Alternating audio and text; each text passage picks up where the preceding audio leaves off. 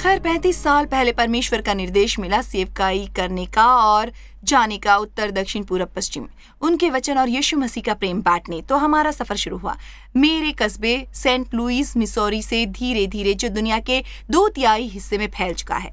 हमारे दोस्तों और सहयोगियों की मदद से हम हर राष्ट्र, हर शहर, हर रोज यीशु मसीह के उपदेश पहुंचाने के लक्ष्य के करीब पहुंच रहे हैं। जिंजर और मेरे साथ जॉयस मायर सेवकाई के इतिहास को समझेंगे और दुनिया में असर डालने वाले इस कदम को आपकी हिस्सेदारी में जानेंगे। खैर, जिंजर कार्यक्रम में स्वागत है।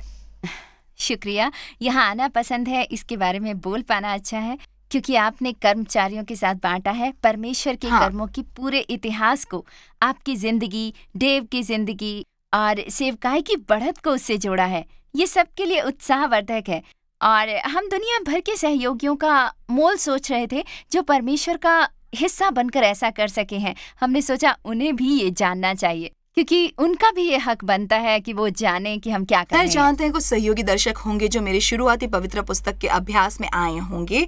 मैंने कहा था ना, 35 साल पहले मैं हर मंगलवार की रात को अपने घर में पवित्र पुस्तक का अभ्यास करवाती थी। फिर उस 5 साल के दौर में 2.5 साल बाद दूसरे दोस्त के घर में करने को कहा गया, जो आज हमारे दल में है। मेरी शिक्षा की टिप्पणियां टाइप करती हैं और पाठ्यक्रम को व्यवस्थित रखती है। वैसा मैंने बहुत देर तक किया और फिर 1 साल तक कुछ नहीं किया।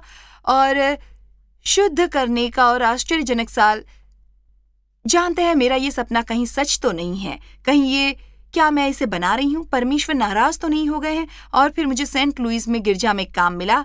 5 साल तक वहाँ काम किया, औरतों के मशहूर सेवकाई की शुरुआत की।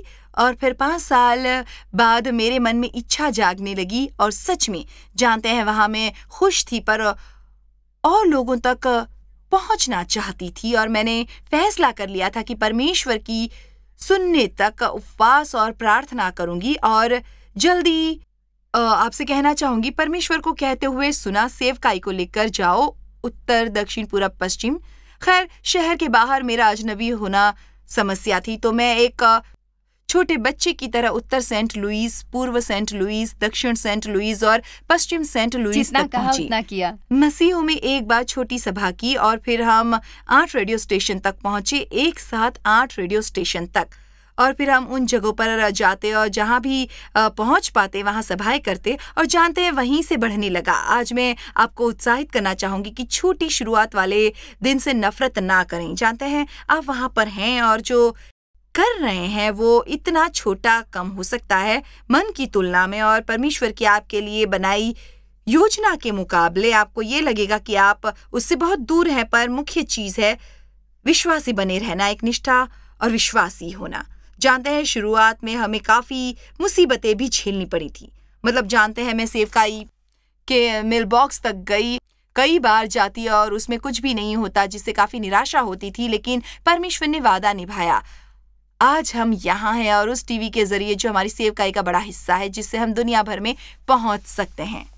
तो आप देख सकते हैं कि आज ये कितनी बड़ी सेवकाई है और कितने लोग जुड़े हैं इससे। ये बहुत बड़ी बात है। जानते हैं, परमेश्वर ने हमारे दिल में बुलावा भेजा है और कभी हमें लगता है कि वो जो करवाना चाहते हैं वो फौरन हो जाए या आसान हो जाए, पर जिसके लिए भी उन्होंने हमें बुलाया है, जानते हैं, आप देखते हैं कि उसे पूरा करने के लिए बहुत से चरण करने बाकी हैं। ये मुश्किल था। जानते हैं, मैं हमेशा कहती हूँ कि मैंने छोटी जगह पर सभा की, जैसे कि बैंक्वेट सेंटर और छोटे सभागृह में। याद है, मेरी एक सभा थी जब रात को बर्फबारी हुई और कुछ नौजवान लोग आए थे। वो जगह थी इलिनॉय, कुछ 9 लोग थे, मैंने 5 को साथ लिया, तो ज्यादा उत्साहवर्धक नहीं थी। मुझे याद है, हमारा एक सभा में लोग उस रात मुर्दों की तरह थे और वहां से जाने पर मैंने सोचा कि डेव से अपना उत्साह बढ़ाऊं। जानते, शायद लोग ले गए हों शिक्षा कैसेट और उन्होंने कहा, जानती हो क्या, बिक्का तो एक भी नहीं, कुछ कदम आगे कुछ कदम पीछे। मैंने सोचा कि अब इससे बुरा कुछ नहीं हो सकता। लेकिन जानते हैं, मैं तो बस ये सराहना करती हूँ कि परमेश्वर ने हार मानने नहीं दिया। वो मुझे चलने के लिए उत्साहित करते रहे और अब हमें टीवी कार्यक्रम की गवाही दुनिया भर में मिलती है। पहली बार मुझे याद है, खैर भारत में पहली बार नहीं गई, कई बार जा चुकी हूँ, पर कुछ 5 साल पहले वहाँ बहुत से लोग आए थे और मुझे नहीं भूलता कि एक मंच पर खड़े होकर ये देखना कैसा लगता है उन सैकड़ों हजारों लोगों को एक मैदान में खड़ा होना जिन्हें आप कभी नहीं मिले हो, पर वो वहां आए हैं कि टीवी सिग्नल इस स्टूडियो से निकलकर सेंट लुइस और उसके अलग अलग नेटवर्क के जरिए दुनिया भर में पहुंच सकता है।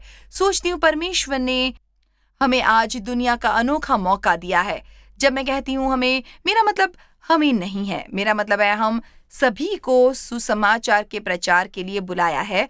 मैं बस, मेरा सारा काम नहीं है ये, लेकिन ये हम सभी का काम है। और जानते हैं कमाल तो है कि परमेश्वर हमारी पहुंच को बढ़ाते रहते हैं टीवी, रेडियो और इंटरनेट के जरिए। जानते हैं अब हम उपदेश को सैकड़ों टीवी स्टेशन पर पेश कर सकते हैं, खासकर दुनिया की उन अनजान जगहों पर भी, और हमारी इस पहुंच से कुछ जिंदगियों पर जरूर असर पड़ा है।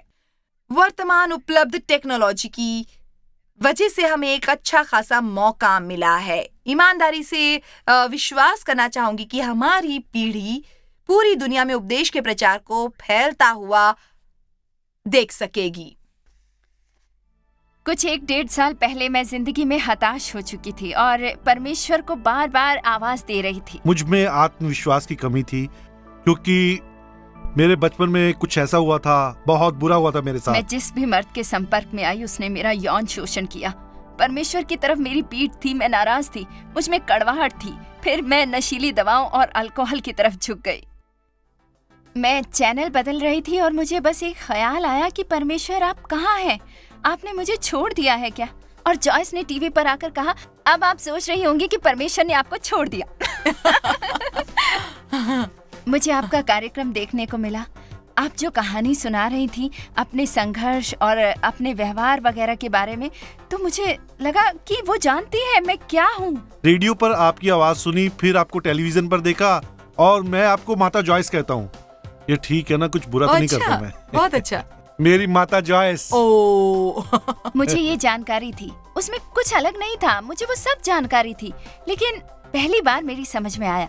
मैं तो मुझे अपने जीवन में इसका उपयोग समझ में आया और उसके बाद मेरे पति भी उसे देखने लगे। यीशु के बताए जीवन को आपकी शिक्षाओं की वजह से मैं फिर से जीने लगा हूँ, अच्छी जिंदगी जीने लगा। मेरी माँ ने मुझसे कहा कि मैं पूरी जिंदगी परेशान रहूंगी, मुझे बस संतोष की ही उम्मीद रखनी चाहिए और बस बात खत्म। और जब आपने कहा कि वैसा नहीं है, परमेश्वर के मन में कितना कुछ और है जिसका जीवित प्रमाण आप हैं, तो जैसे तब मुझ में पहला कदम उठाने का साहस आया। तो 16 सालों की शिक्षा के बाद मेरी जिंदगी पूरी तरह से बदल गई।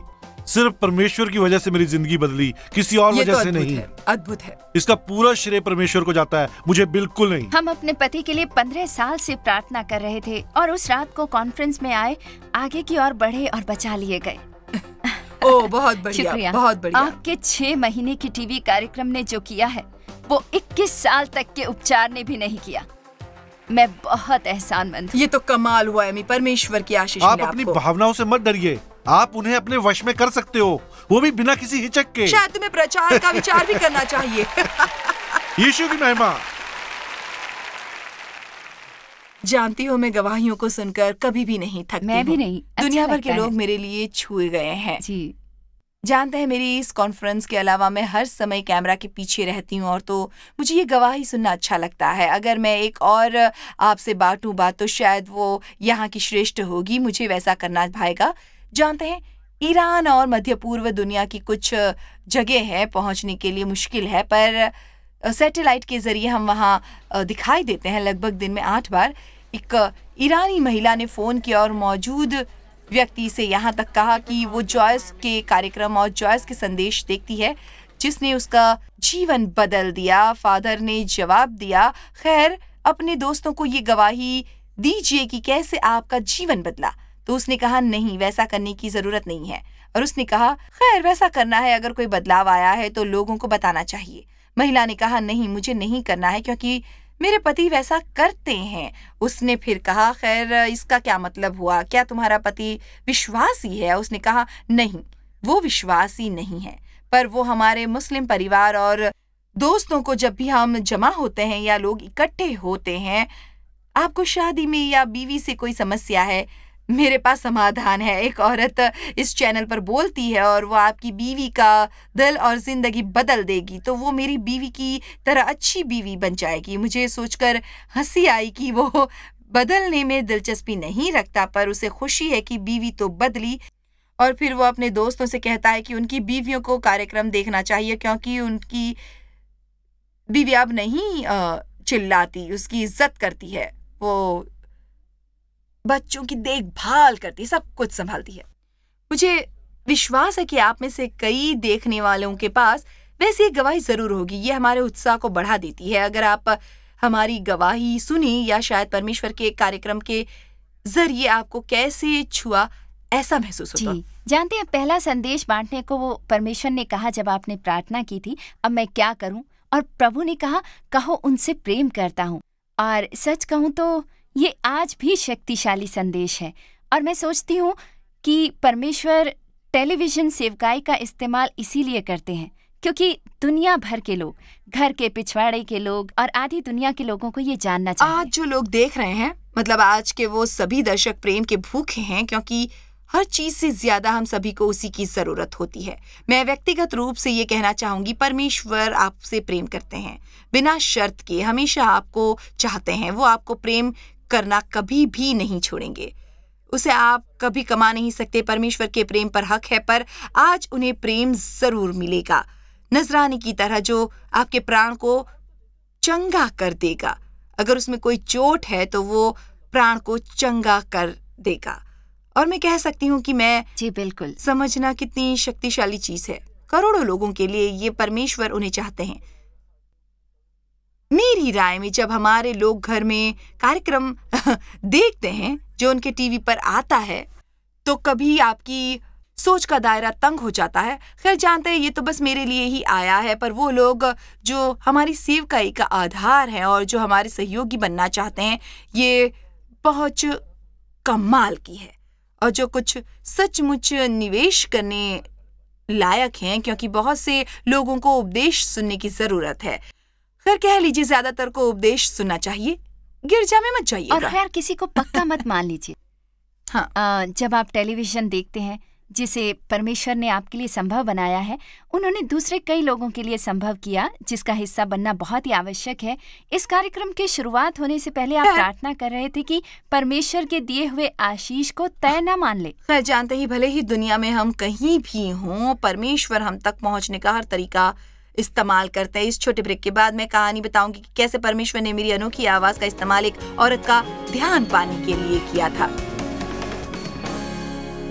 खैर सेवकाई की शुरुआत से ही हमने जॉयस मायर्स सेवकाई में लोगों के जीवन में उम्मीद देने के लिए सब कुछ किया है।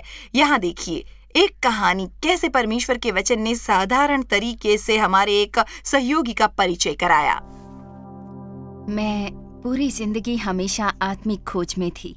मैं आधे यहूदी और आधे मसीही परिवार में बड़ी हुई। मिला जुला सा परिवार था और मेरे माँ बाप मुझे कभी गिरजा नहीं लेके गए। मैं किशोर थी तब मेरे पड़ोस के बच्चों ने कहा, अगर तुम्हारा बपतिस्मा नहीं हुआ तो परमेश्वर तुम्हें नहीं पहचानते, क्योंकि उनके लिए तुम मौजूद नहीं हो। मुझे अरसे से उस पर विश्वास रहा। जब मैं 30 के करीब पहुंची तो मेरा दूसरी बार छाती में कैंसर रोग होने का निदान किया गया। तभी से मैं किसी तरह की शांति की गंभीर खोज करने लगी। या मैंने कहा, मेरी जिंदगी कौन खा रहा है मैं नहीं जानती, पता नहीं क्या चल रहा है, मुझे बस थोड़ा आराम चाहिए था और कुछ जवाब चाहिए थे। हालांकि दुनिया के पास आपके लिए कितने रास्ते खुले हैं। मैंने मंत्र तंत्र का रास्ता अपनाया, जो कि पत्थर होते हैं, जानते हैं, जिन्हें आप बैग से निकालते हैं और फिर रखते हैं पूरे ध्यान के साथ।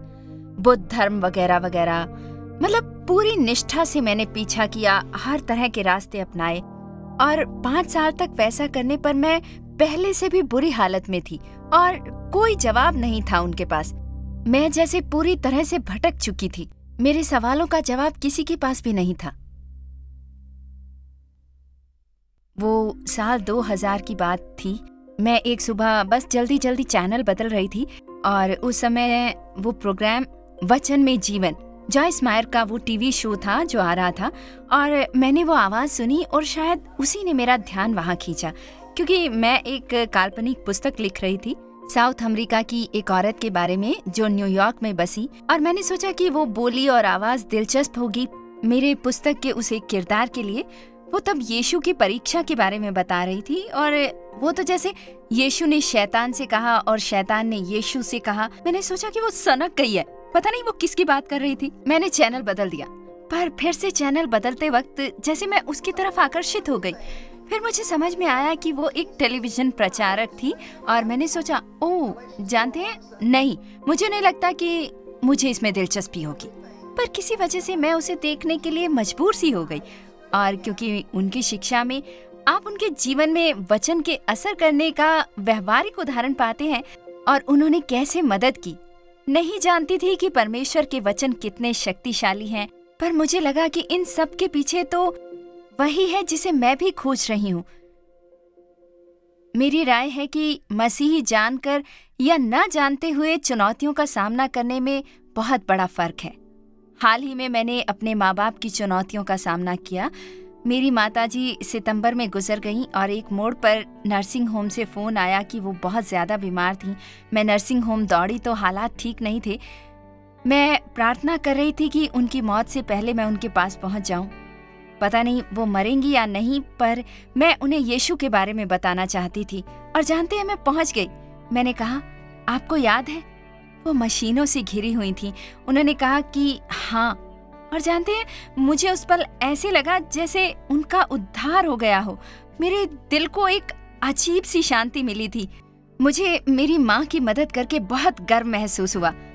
मैं जॉयस मायर सेवकाई की इतनी एहसानमंद इसलिए हूँ कि अगर मैं चैनल नहीं बदलती तो वो मुझे नहीं दिखाई देती। मैं यीशु को अपने उद्धारकर्ता के रूप में जान ही नहीं पाती। ये भी संभव है कि उन सहयोगियों ने अगर उन्हें वहां नहीं पहुंचाया होता तो मेरी जिंदगी में इतना बदलाव नहीं आता। अगर मैं सहयोगी बनकर किसी और के लिए आशीष बन सकूं तो ये मेरे लिए बहुत अच्छा होगा। मतलब उस पार पहुंचने तक कैसे पता चलता, पर वैसा कर पाना वाकई आशीष जैसा ही है। ये सचमुच आशीष है उस काबिल हो पाना। तो आपको पहली बार कैसा लगा कि उन्हें लगा कि आप शायद सनक गई हैं?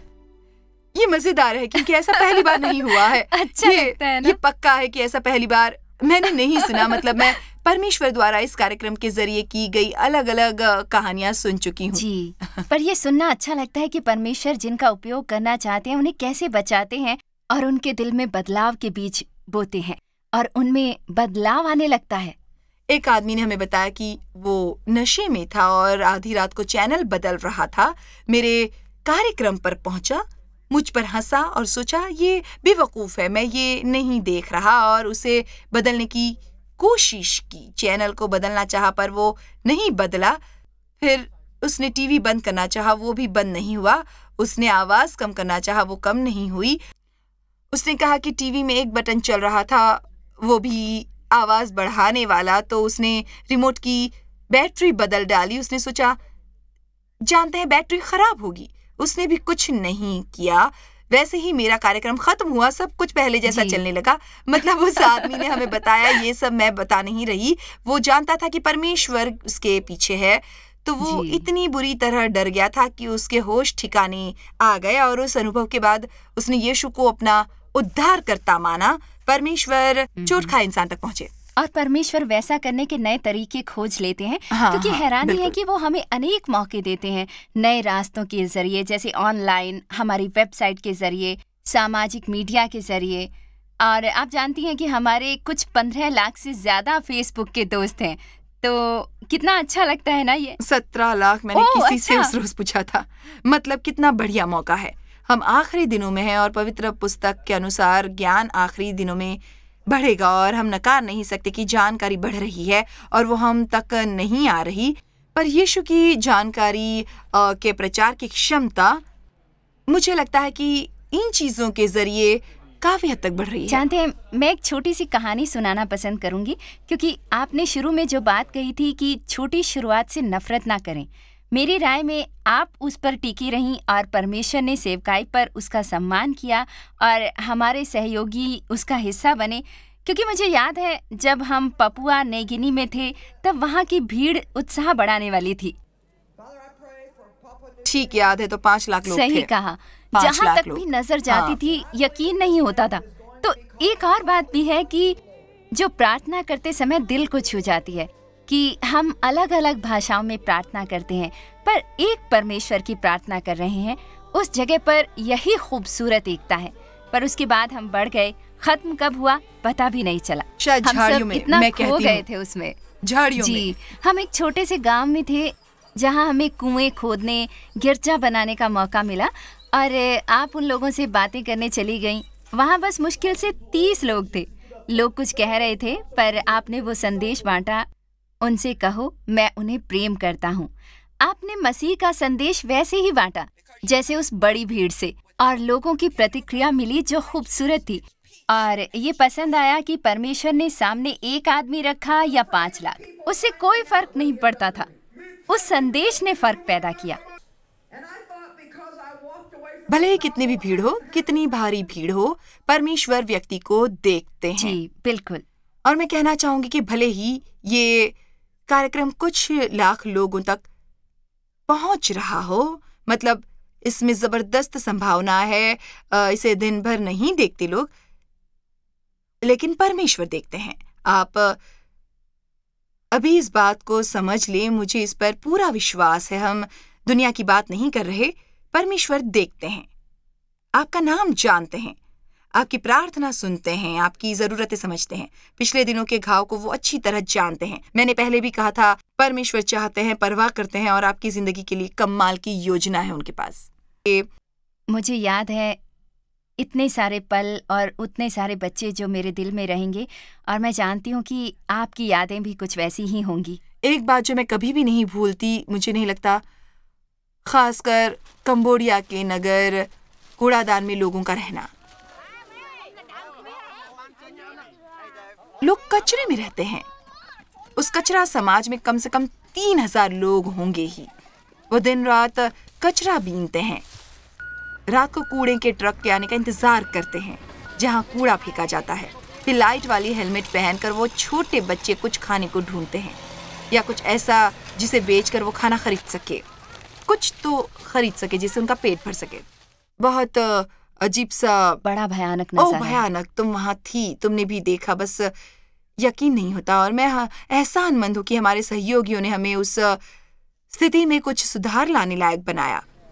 जानती हूँ, मैं वैसी स्थिति देखकर नहीं कह सकती अरे किसी को कुछ करना चाहिए, क्योंकि मैं उन किसी में हूँ जिनको कुछ करना चाहिए। शायद मैं सब कुछ नहीं कर पाऊंगी, सब कुछ नहीं कर सकती।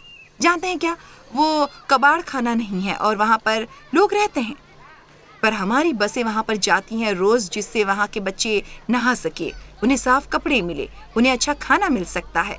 हर रोज उन्हें खाने के लिए कचरे में खोजना नहीं पड़ेगा, उन्हें खाना मिलता है। हम उन्हें यीशु की शिक्षा दे रहे हैं, मामूली गणित और पढ़ना सिखा रहे हैं। उम्मीद है तैयार होकर वो उस जीवन शैली से बाहर निकलेंगे। मैं आपका धन्यवाद कहना चाहती हूँ कि आपने वहां पहुंचकर उनको मदद की क्षमता दी। मैं ईमानदारी से कह रही हूँ कि दूसरों की मदद करने से बड़ा आनंद और कोई नहीं है। अगर आपको लगे कि अगली चीज जो उससे महान होगी, सच में उसकी तुलना में कुछ भी नहीं है। जब सचमुच सही इरादे और दिली इच्छा से जिंदगी को बदलना चाहे, क्योंकि आपने खुद से निकलकर दूसरों तक पहुंचना और मदद करना चाहा है, तो इससे बढ़िया और कुछ भी नहीं हो सकता। ये तो सच है। परमेश्वर द्वारा हमारे सामने रखे मौकों को हम आसानी से जाने नहीं दे सकते।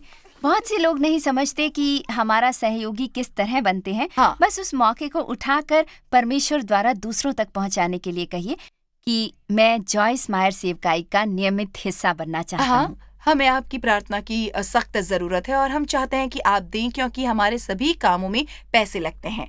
हम असली दुनिया में रहते हैं और लोगों को परवाह नहीं है कि हम मसीही हैं और लोगों की मदद करना चाहते हैं। वो हमें कुछ भी मुफ्त में नहीं देते।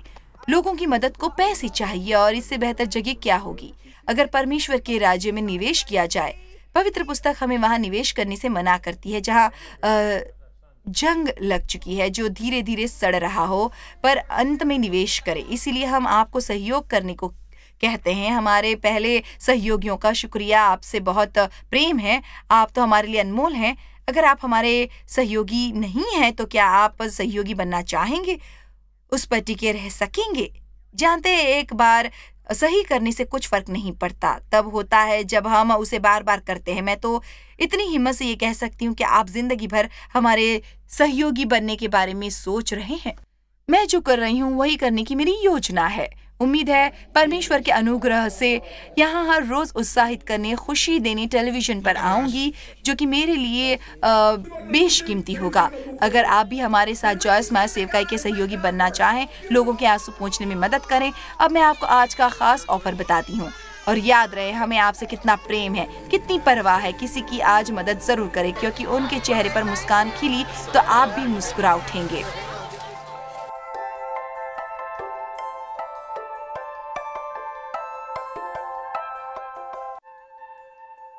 जॉयस मायर मिनिस्ट्रीज में आप हमारे लिए कितने अहम हैं, इसका आपको अंदाजा नहीं। हम आपके आभारी हैं और हम धन्यवाद करते हैं अपने सब मित्रों और सहयोगियों का कि उन्होंने इस विश्वव्यापी सेवकाई को संभव बनाया। मिलकर हम भूखों को खिला रहे हैं, गरीबों को पहना रहे हैं और कई देशों में सुसमाचार पहुंचा रहे हैं। कृपया हमसे संपर्क करें या विजिट करें jmmindia.org पर। आज ही अपनी प्रार्थना के अनुरोध बताने के लिए, हमारे साधनों के बारे में और जानकारी और जॉयस की सभाओं का शेड्यूल जानने के लिए, और हमारे सहयोगी बन जाएं दुनिया भर में मसीह का प्रेम बांटने के लिए।